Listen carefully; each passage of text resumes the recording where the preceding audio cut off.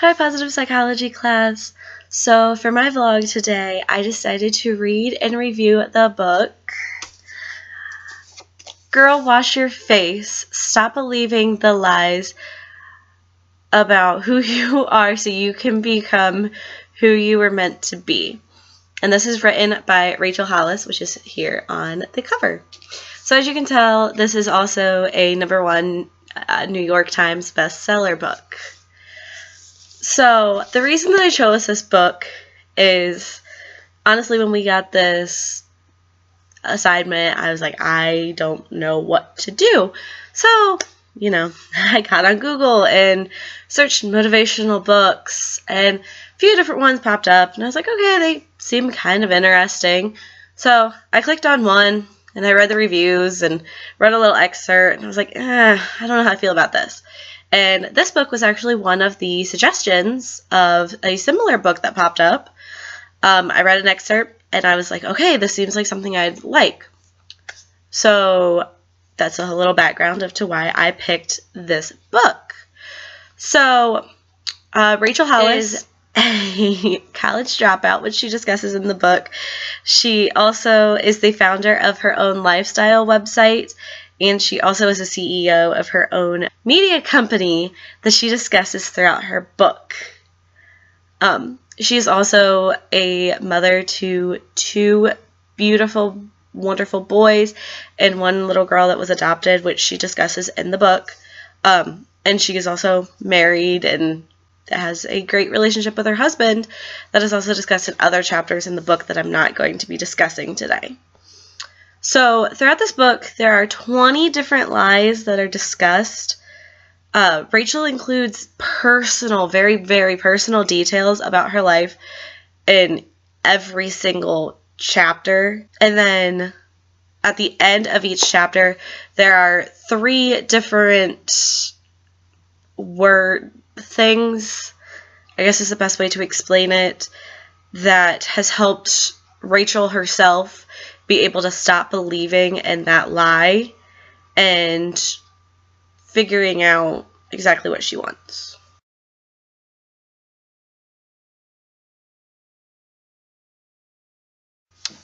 So the very first lie that out of 3 that I am going to focus on today is the very first lie that is discussed in the book, which is that something else will make you happy.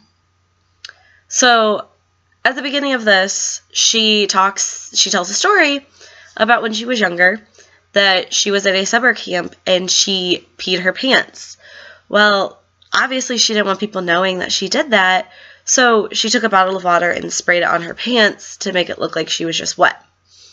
Well, as she talks about in this book, she has given birth to 2 children, and how some women talk about that their bladder. And so she talks about how, like, she's older and she even peed her pants. But at that moment, she didn't really want to try to hide it. It's just a normal part of, growing older and having kids. Sounds really bad. So one thing that she talks about is that everyone is failing. Everyone's falling short, even herself. And on her vlogs that she does and all of her lifestyle website, it may look like she has her life together, but she's using this book to tell you that she doesn't, and she doesn't know what all she's doing. So she's also saying that, like, this is your own life, and you are meant to be the hero of your own story, which is actually a direct quote from this book that really stood out to me. And it's related to some of the other vlogs that we've talked about in class, that, you have to take responsibility for your own actions. You're in charge of everything that you do. You are in charge of your own life, and you're in charge of your own happiness.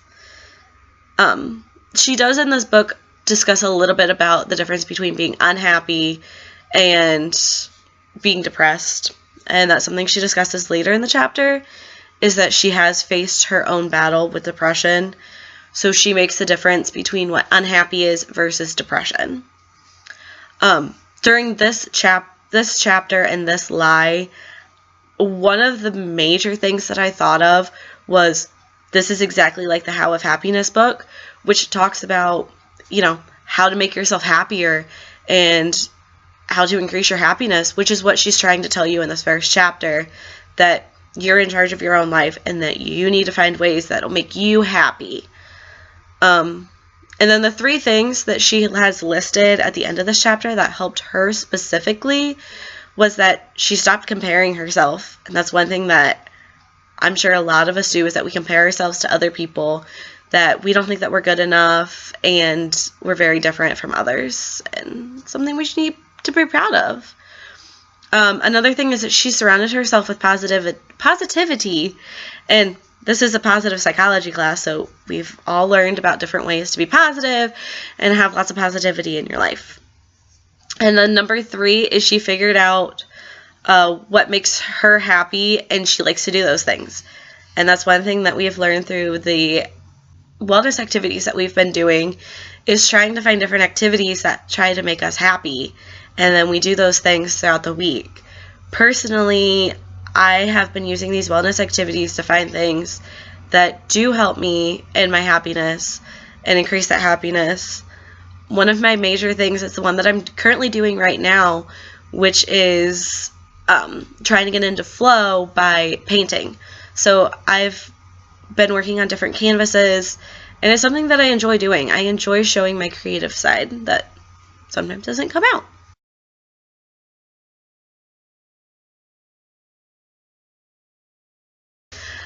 So the second lie that I'm going to be focusing on is number 6 in her book, which is no is the final answer. When I read this title, I'm like, ooh, this is going to be interesting, because I'm sure, like a lot of us, I've been told no a lot in my life. And sometimes it's the answers, but other times it's something that I want to try. So this chapter really, really stuck out to me, and I'll explain later why it stuck out to me for like one of the major reasons. So one of the really big things is dreams that she focuses on this chapter, that we all have our hopes and dreams. And sometimes those dreams might get put on the back burner, or we might forget about those dreams. So this chapter, she wants you to really focus on looking at your dreams and focusing on them. So she also focuses on what the word no means. Throughout this chapter, she even says that she wants to change how the reader views the word no. Obviously, to a lot of people, the word no means, stop what you're doing. But she wants it to be more of like a yield sign than a stop sign. She wants everyone to be proud of what their hopes and dreams are. She wants you to shout it to the world that these are what my hopes and my dreams are, and just be proud of them. So another thing with no is that there's fear behind it. So she wants you to just take away fear. So fear can be driving your choices, and it can also be affecting your decisions, which is why that you need to just get rid of that fear. You just need to go and do what you want. I mean, yes, think of consequences, but if it's something that you really, really want, then you need to go for it. And don't worry about taking how much time it's going to take. That she even talks about in this book of how long it took for a bridge to be built, or how long it took Julia Child to write her first book. So don't set goals as to when you're going to accomplish it, of like, I'm going to get married by the time I'm 25, I'm going to have kids by the time I'm 27. Like, don't worry about when, just worry about what you want, is one of the major things that she talks about. And then she also talks about, like, you need to be your own voice of authority. Don't let others around you be the voice of authority. And use self-talk. Tell yourself that you're doing great, you're doing wonderful, you know what you're doing.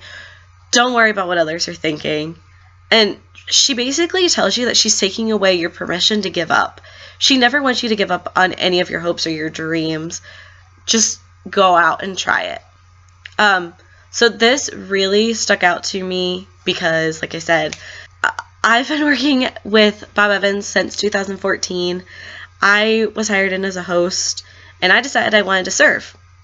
Well, I told my parents I wanted to serve, and they told me, no, you can't do it. My manager said the exact same thing. no, you won't ever be able to serve. So I decided not to take that as a stop sign. I could have just been like, you're right, I won't be able to handle it. But I took it as like a yield sign, and I took it that I wanted to push past that. And I've been serving for a year and a half to 2 years now, and I absolutely love it. And I get comments that I'm a great server all the time, which, I mean, I don't think I am, but it still just shows me that, you know, I made the right decision by not letting them tell me no and holding me back. So this also really connects to the happiness activity number 10 in the How of Happiness, which is committing to your goal, which is exactly everything that she talked about in this chapter. She wants you to set a goal, and she wants you to stick with it. And it could be an intrinsic or extrinsic goal. Just stick with it. You need to commit 100% to it, no matter how long it's going to take. And then the 3 things that she learned during this chapter about not letting no be the final answer is to have audacity, to have alternative paths, because yes, you might, for example, like want to be a mom by the time you're 27, but also think of alternative paths like, oh, well, I could be doing something else by the time I'm 27, and I could be a mom by the time I'm 30. And then also, she keeps her goals in plain sight. So in this book, she talks about how on her wall in her closet, she has a list of goals, and she also has pictures, like she has a picture of Beyonce in her closet, because that's just something that helps her keep in mind what her goals are.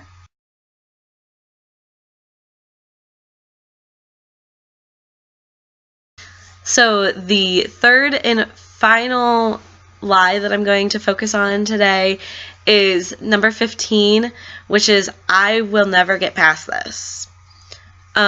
Just as an FYI, she talked about this at the beginning of her book, but when she was younger, her older brother actually committed suicide, and she really focuses on that during this chapter, because she was the one who actually found that her brother had committed suicide. And so she focuses on how much that played an impact in her life, of how she would see someone just who was sleeping, and she automatically would think that they were dead because of that past had such an influence on her. So she does talk about that, but she also talks about how, you know, she's still here. And yes, that's an awful thing that happened to her. It's an awful thing that happened to her family. But it has made her stronger. She's still dealing with it now. During the book, she even said that she wished that her brother was here. She wished that she could see him, spend time with him. And just, she says in this book that she's still dealing with it. She still goes and talks to a professional about this. And she definitely discusses it with her husband. She says that you need to fight through whatever you're going through, and then don't ignore the pain. This to me really stuck out, because I know personally when you're hurt, you want to try and forget about the pain. You don't want to think about it, especially after something has happened. But she doesn't want you to ignore the pain, but she also wants you to take what's good out of it. So she wants you to embrace the good. And sometimes there's not an explanation for why things happened, but it's possible to find a purpose for why something happened. This is something that she said she has struggled with trying to get through, but she also uses it as if I got through that, I can get through anything. That's kind of the mindset that she has, that she's going to get past everything. And don't let your past hold you back from having a future, which has really impacted me personally. So I related this to chapter 5 of the Positive Psychology textbook by Peterson.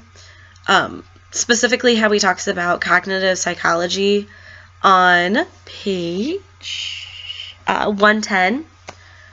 On page 110. So the definition of what cognitive psychology is the field that studies how people sequence reason, transform, or use knowledge to find a purpose.